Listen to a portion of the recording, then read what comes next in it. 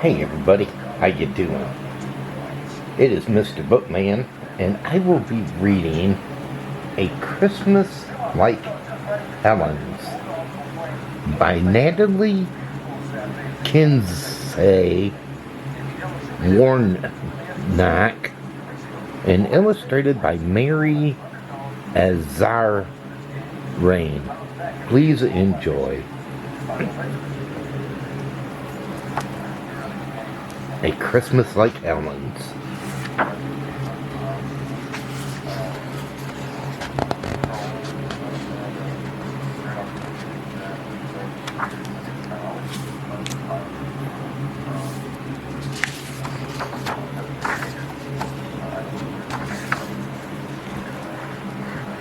To have a Christmas like Helen's, you'll need to be born in Vermont Hill Farm before cars or telephones or electricity, and be the youngest of 7 children.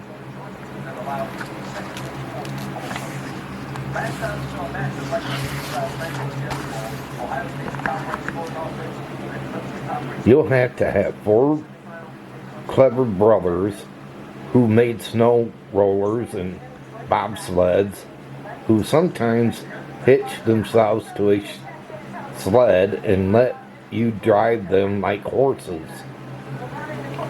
You must have real horses,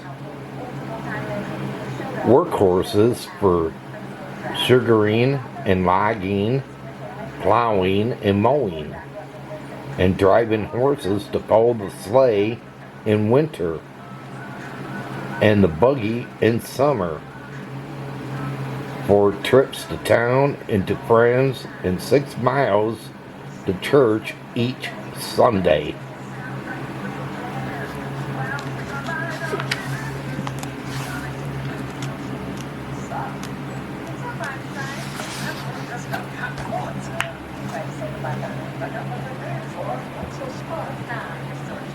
Those miles will fly by if your father could tell stories the way Helen's father did, of your grandfather's 6-week journey to Scotland, and of other grandfathers who went off to fight in the Civil War and came home a changed man, but at least he came home.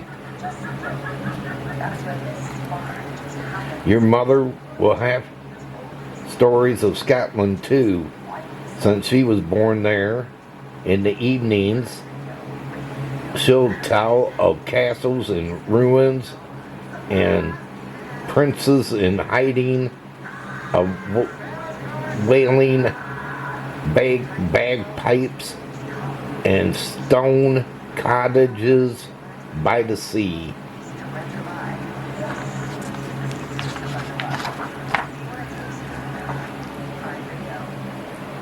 To have a Christmas like Helen, you must have a barn.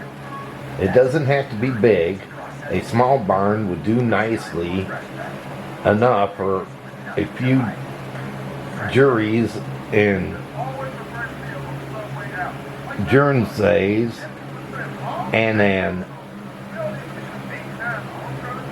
Ayrshire of 2. And I suppose the barn doesn't have to be built by grandfather. Hewn from trees cut on their farm. But that would be best, of course. The mow must be full of hay,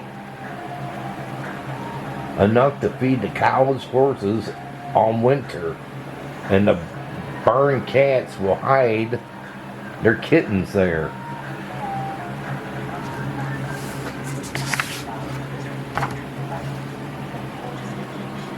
You'll have to like animals, deer that come to eat the shroggings from orchards, bears in the wild, raspberry patch, coyotes that howl at the moon,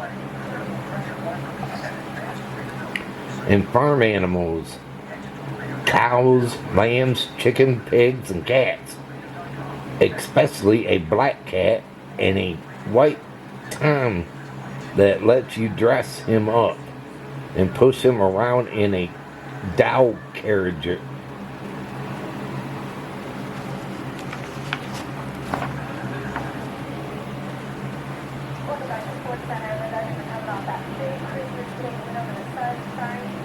You'll hold your sister's hand going to one room schoolhouse that's miles from home.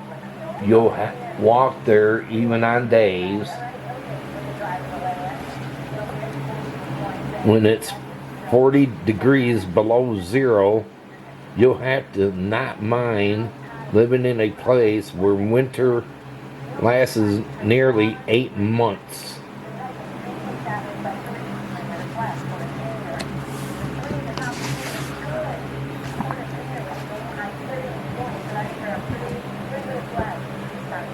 You won't be thinking of Christmas when spring finally rolls around and the sap rises in the trees.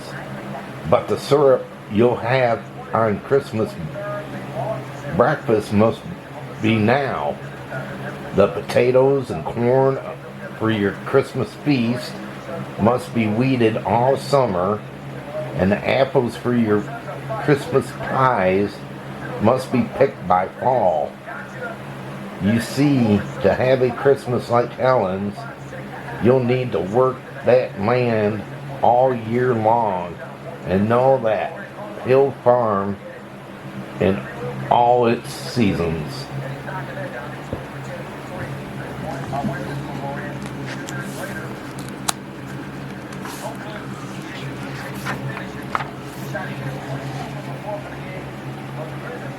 To have a Christmas like Helen's, your family will keep the spirits of Christmas all year long.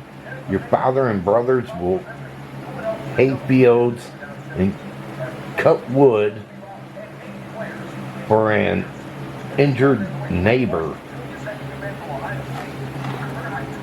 And when other neighbors' barn burns, you'll help him build a new barn, knowing that when your family needs help, your neighbors will do the same for you.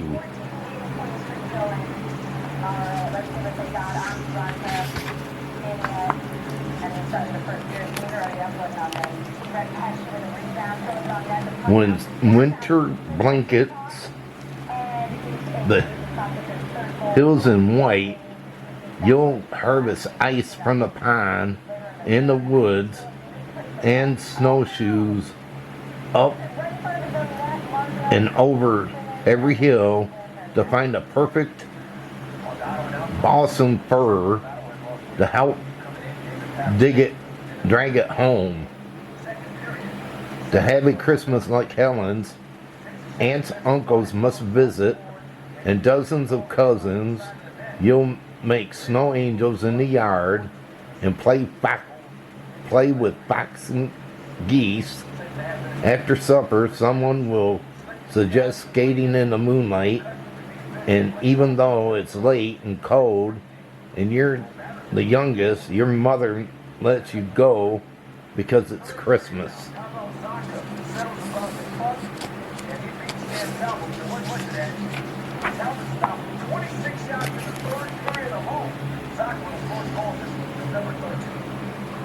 Everyone will have skates except for you, but you'll slide on your boots and hold hands with your cousins to play Crack the Whip.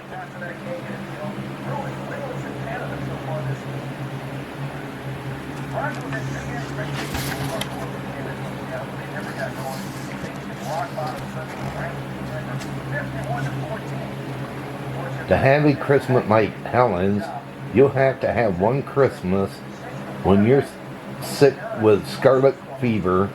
No one will be allowed in your room for weeks, except your mother, and you'll lay alone, too sick to eat or read, and you won't know till days later that the doctor didn't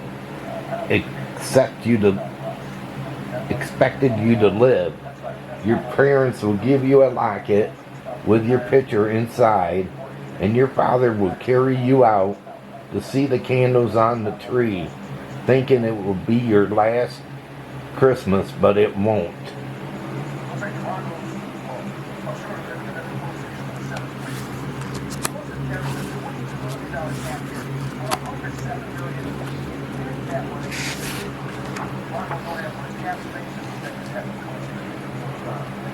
To have a Christmas like Helen's, you'll go to church on Christmas Eve in a hay-filled pung under buffalo robes and wool blankets. The church will glow with candles in every window. The minister will read the Christmas story of Mary and Joseph and a baby born in a stable, and you'll wonder, why can't they find room in the end? When you bundle back into coats and boots and mittens and scarves, with everyone calling Merry Christmas to everyone else, you'll pile back into the pung for the last ride home. It will be colder now. You'll snuggle closer to your sister. The horse's breath will rise like plumes of smoke. The harness bells will ring, and someone will start singing Holy Night, while overhead the cold stars will be thick enough to scope out like a spoon.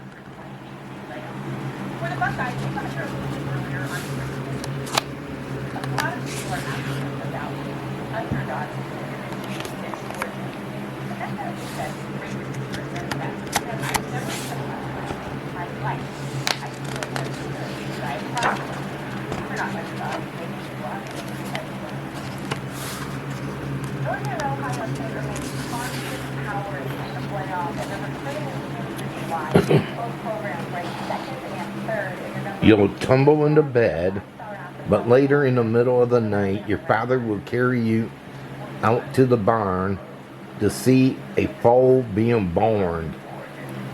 You'll snuggle in the crook of his arms, the cats curling around your legs, and think maybe it's not such a bad place to be born after all.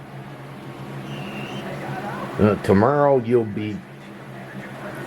there will be peppermint sticks and popcorn balls, toy trucks, sleds for your brothers and dolls for your sisters, and the last box under the tree will be a pair of skates just for you. But tonight, before the stockings and gifts under the trees, you'll still be in the barn.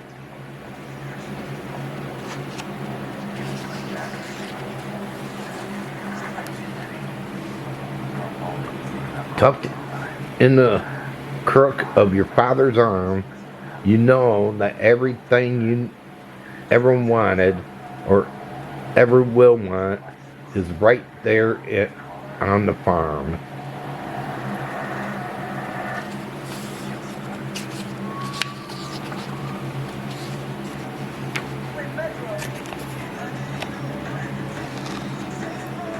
When Helen grew up, she had 8 children and 32 grandchildren, and one of those grandchildren was me. Your Christmases aren't exactly like Helen's, but we spent them together as family, mother, father, sister, brothers, aunt, uncles, and a dozen of cousins. Helen lived her whole long life in the place she loved best, and I will too.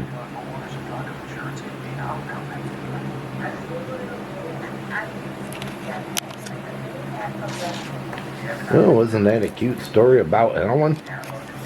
I think it was a cute little story. Oh, did you enjoy it? And if you did, can you give it a big thumbs up? Smash that thumbs up button. Can you do that for me, please? And can you share this book reading as well? I would like that as if you could do that too. But until my next book reading, they call me Mr. Bookman. And this book reading's over. Have a good one, everybody. And take care.